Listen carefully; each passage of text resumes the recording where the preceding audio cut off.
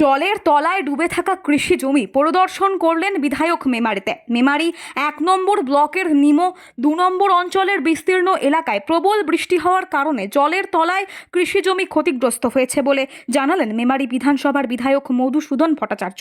ক্ষতিগ্রস্ত চাষিদের সাথে কথাও বলেছেন। মেমারি বিধানসভার বিধায়ক মধুসূদন ভট্টাচার্য কি বললেন তা আমরা শুনব। প্রতিনিধি মৃত্যুঞ্জয় যশের রিপোর্ট, সুন্দর বাংলা নিউজ। গতকালের প্রবল বৃষ্টিতে মেমারি বিধানসভার অনেকটা জায়গা ক্ষতিগ্রস্ত হয়েছে।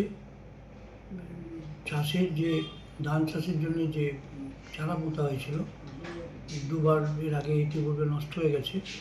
আবার এটা অনেক কষ্ট করে চাষিরা মেহনত করে এই ফসল এই চারা রোপণ করেছিল, সেগুলো অনেকটা অংশ জলের তলায় রয়েছে।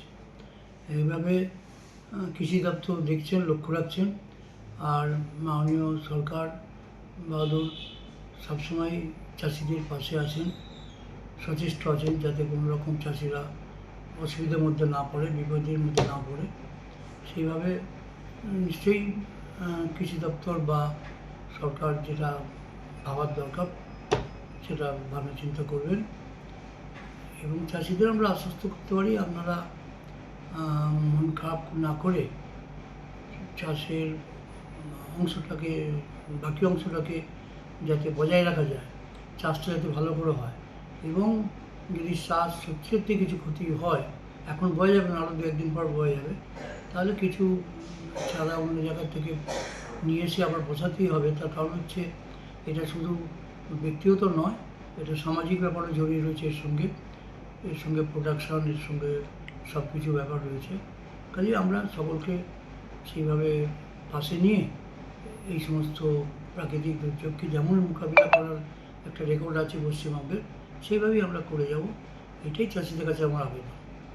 আমাদের মেমারি বিধানসভার অনেকটা জায়গায় এই অতিবৃষ্টিতে গতকালের বৃষ্টিতে অনেকটা অংশই ক্ষতিগ্রস্ত হয়েছে।